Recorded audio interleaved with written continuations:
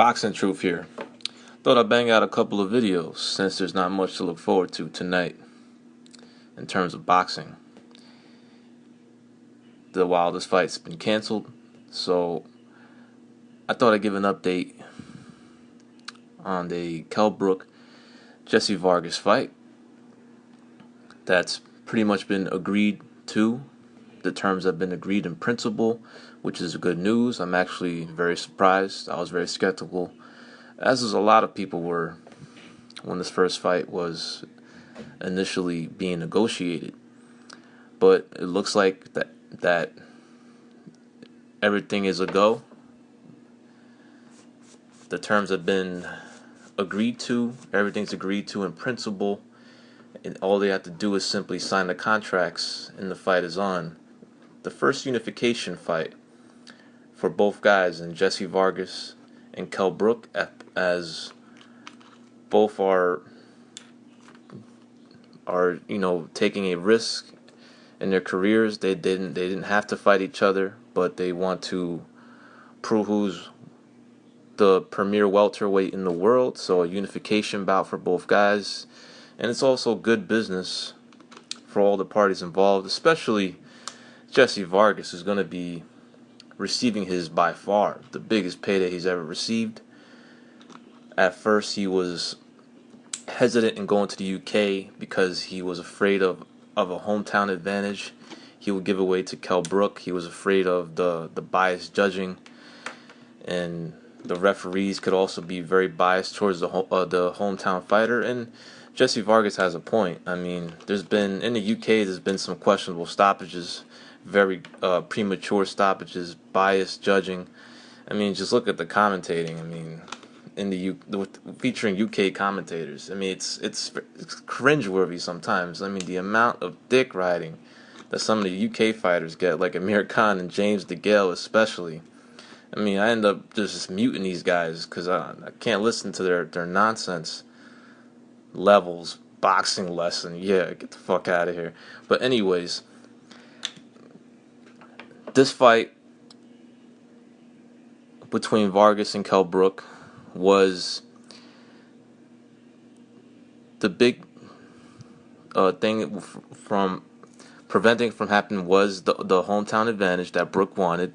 Also, Eddie Hearn wanted the fight to be in the UK because it was the most money that could be generated for this fight.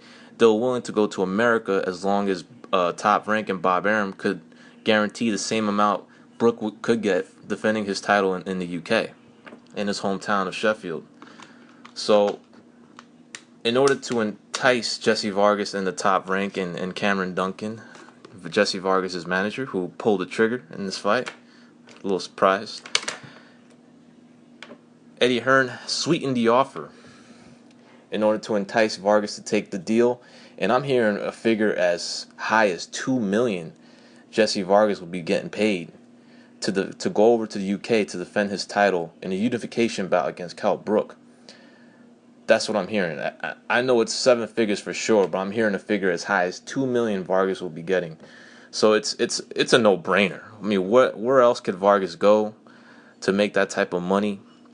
He can't fight anybody in America and make that type of money. Not even a Tim Bradley rematch will get him that type of money. So it's a no-brainer to take this fight. All Vargas has to do is ensure that he will get neutral officials, neutral referee, pretty much make it as an even playing field as he can get. The only disadvantage you'll have is that the atmosphere, the hostility he's gonna hear when he goes to the UK. Everybody's gonna be against him, but that doesn't win or lose fights. All he has to do is do his job, ignore the crowd, be focused, be in the zone, and do his thing.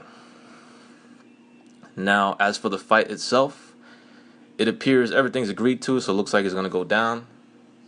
Jessie Vargas proved me wrong. It didn't seem like he was willing to go to the UK, but money talks, and Eddie Hearn sweetened the deal, and Jessie Vargas has rightfully changed his mind.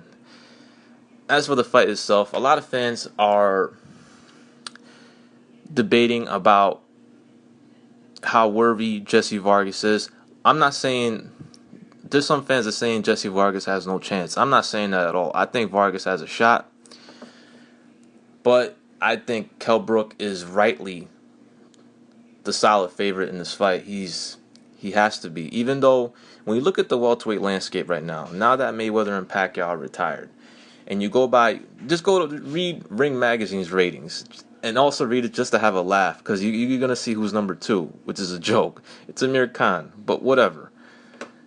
Ring Magazine is owned by Golden Boy, so you can pretty much, put 2 and 2 together why Amir Khan's number 2.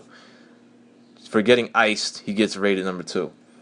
Anyways, you look at the ratings in the welterweight ranks by Ring Magazine, and what you notice from each guy. Kell Brook's number 1, Amir Khan's number 2, Keith Thurman's number 3. I forgot who's number 4.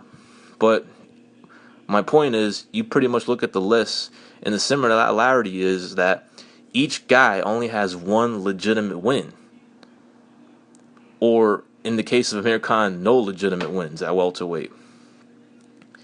So, a lot of these guys still have a lot to prove, but Kell Brook, I believe, deserves to be the number 1 welterweight in the world because he's made defenses of his title. He actually beat somebody for that belt, unlike other champions who won vacant straps, including Jessie Vargas, in a good fight against Saddam Ali.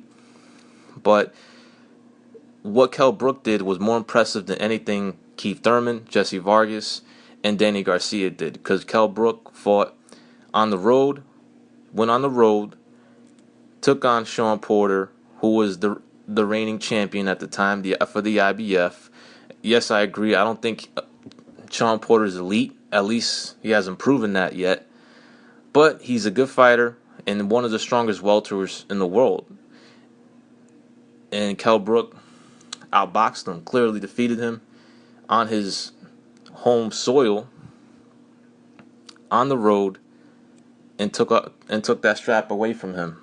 Was able to lift that strap away from Sean Porter, and has made a few defenses, and has been blowing guys out, looking spectacular and explosive. So I agree with Ring Magazine's rating of who the number 1 welterweight is right now that Mayweather and Pacquiao is retired, and it's Kell Brook. But still, a lot of these guys have a lot to prove, and now they're gonna start fighting each other slowly but surely. We're gonna have this first unification, still not officially signed, but it looks like it's gonna happen August 27th or early September. They're still working on the details, the venue and the date, but the number is agreed to according to Vargas, and that's the most important issue.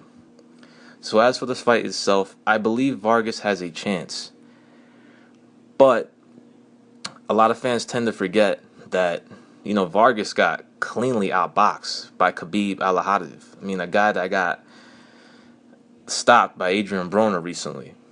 I mean, it was a gift decision Vargas got that night against Khabib, and he didn't do particularly well in that performance. Got outboxed, and he got a gift decision, but not many people really remember it. So, but Vargas has bounced back. He's moved up in weight. He has some good performances.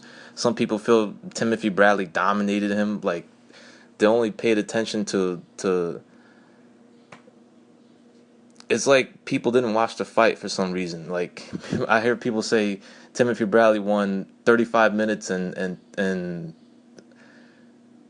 pretty much 35 minutes and what, 40 seconds of the fight?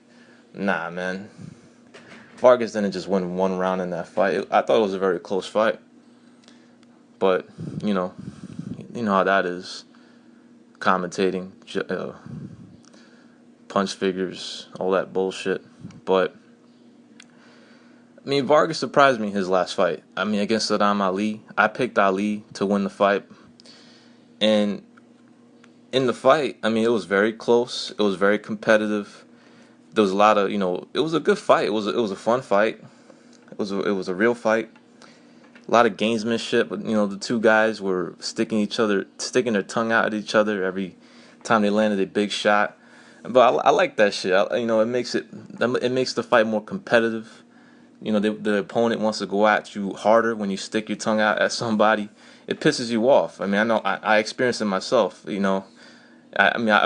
People do it to me, and I've done it to them. It creates more of a competitive nature in the fight. You just want to go after your opponent harder, and it creates a fun atmosphere, a fun fight. So I don't mind, the shit talking during a fight, or smiling when you land a big shot, or sticking your tongue out. It's all fun and games and gamesmanship. And Vargas ended up getting the stoppage, which was surprising because he hadn't stopped nobody in years. But he was losing the fight, in my opinion, but only by a round. I had it 4 rounds to 3 going into the 8th round against Ali when he knocked him down, and then pretty much the fight was over. So when it comes to this fight against Brook is the more established welterweight. He's been at the weight his entire career. He's a naturally bigger guy. He's much more explosive. He punches harder. He's the faster of the two. I think he's just more dynamic all around. I mean, Vargas is a good fighter.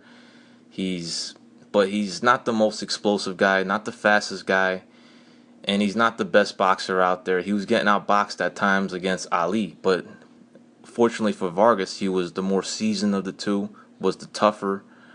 He was the tougher of the two. He took his punches better, and he was more battle tested, so he was able to use his experience against Saddam Ali. Now, people will say Vargas has a better resume than Kell Brook. Probably. He's fought Bradley, he's fought Khabib, he's fought...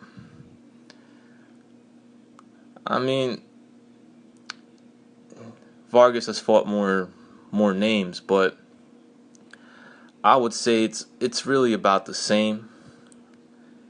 I wouldn't say Vargas has fought, way better opposition. He's fought more names compared to Kell Brook. But Kell Brook is the better fighter, in my eyes, without a doubt. He's just a better fighter. It's a very significant fight for Kell Brook. Finally, Eddie Hearn is delivering on his promises to Kell Brook and the fans of more significant fights. I know everybody's not going to be pleased. Everybody's not going to be satisfied. Some people feel Vargas is a showcase opponent, not a strong enough opponent, but it's a significant fight, a unification for Brook to get another strap, become a bigger, more established at the welterweight division, where he'll be in line for some big fights in the future as long as he looks good and wins this fight against Jessie Vargas.